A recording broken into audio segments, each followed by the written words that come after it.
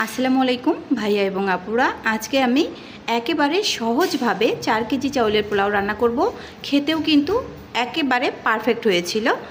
শুরুতেই চুলায় একটা হাঁড়ি বসিয়ে দিয়েছি এবং হাঁড়িতে আমি 3 কাপ পরিমাণ তেল অ্যাড করে দিচ্ছি। যেহেতু আমি 4 কেজি চাল রান্না করব, সাথে অ্যাড করে দিচ্ছি 1 কাপ পেঁয়াজ কুচি। এবার তেলের সাথে নেড়েচেড়ে পেঁয়াজটাকে ভেজে নিব, অর্থাৎ পেঁয়াজটাকে আমি একেবারে ব্রেস্তা করে নিব।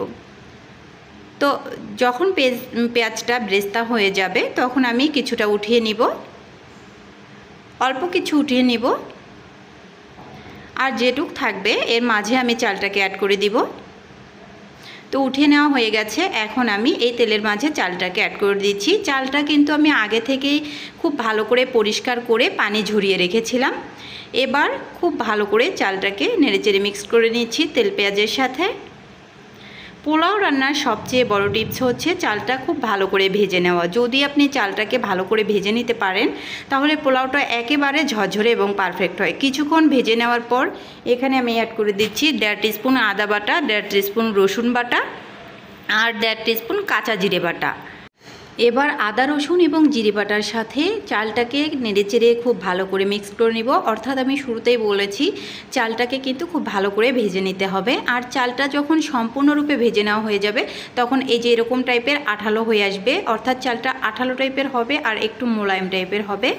তো দেখেই কিন্তু বোঝা যাচ্ছে। এই পর্যায়ে আমি লবণ দিয়ে দিচ্ছি স্বাদ মতো। তো লবণটা দেওয়ার পর আবারও একটুখানি ভেজে নিচ্ছি। খুব ভালো করে যখন চালটা আমার ভেজে নেওয়া হয়ে যাবে তখন আমি পানিটা অ্যাড করে দিব। আর এখানে কিন্তু আমি ফুটনো গরম পানি অ্যাড করে দিয়েছি। গরম পানিটা দিলেও কিন্তু পোলাওটা একেবারে ঝরঝরে হয়। তো দেখতেই পাচ্ছেন চালটা কিন্তু ভেজে নেওয়া হয়ে গেছে। এখন আমি এখানে পানি দিয়ে দিচ্ছি। আপনারা পানির পরিমাণ যারা বুঝবেন না বেশি চালে তারা 1 কাপ চালের জন্য 1.5 কাপ পানি দিবেন। যখন বেশি চাল হবে তখন কিন্তু 1.5 কাপ পানি দিলেই হয়। আর যদি কম রান্না করেন, আধা কেজি বা 1 কেজি চাল রান্না করেন, তখন 1 কাপ চালের জন্য 2 কাপ পানি দেবেন।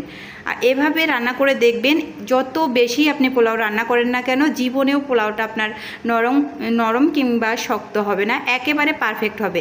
তো পানিটা দেওয়ার পর এখানে আমি দিয়ে দিলাম দারুচিনি, সাদা এলাচি, তেজপাতা, লবঙ্গ, গোলমরিচ। এই পর্যায়ে দিলে কিন্তু খুব সুন্দর একটা ফ্লেভার আসবে বেশি পোলাওর মাঝে। আর কম হলে চাইলে আপনারা তেলের সাথে দিতে পারেন শুরুতেই। তো যাই হোক, নেড়েচেড়ে এবার কিছুক্ষণ রান্না করে নিব। আমি শুরুতে ঢাকনাটা খুলেই রান্না করে নিব। তো ঢাকনাটা খুলেই দেখতে পাচ্ছেন এই পর্যায়ে আমি একটুখানি ঢেকে দিয়েছিলাম, কিন্তু ভিডিওটা আসলে স্কিপ হয়ে গেছে এখানে। তো দেখতেই পাচ্ছেন কতটা ঝরঝরে এবং পারফেক্ট হয়েছে। আমি নেড়েচেড়ে দিচ্ছি পোলাওটা। তো শুরুতেই আপনারা কিন্তু ঢাকনাটা খুলে রান্না করবেন। যখন একেবারে পানিটা শুকিয়ে আসবে সেই পর্যায়ে ঢাকনাটা একটু দিবেন। ঢাকনাটা দিয়ে কিছুক্ষণ পর আবারও এভাবে নেড়েচেড়ে দিবেন।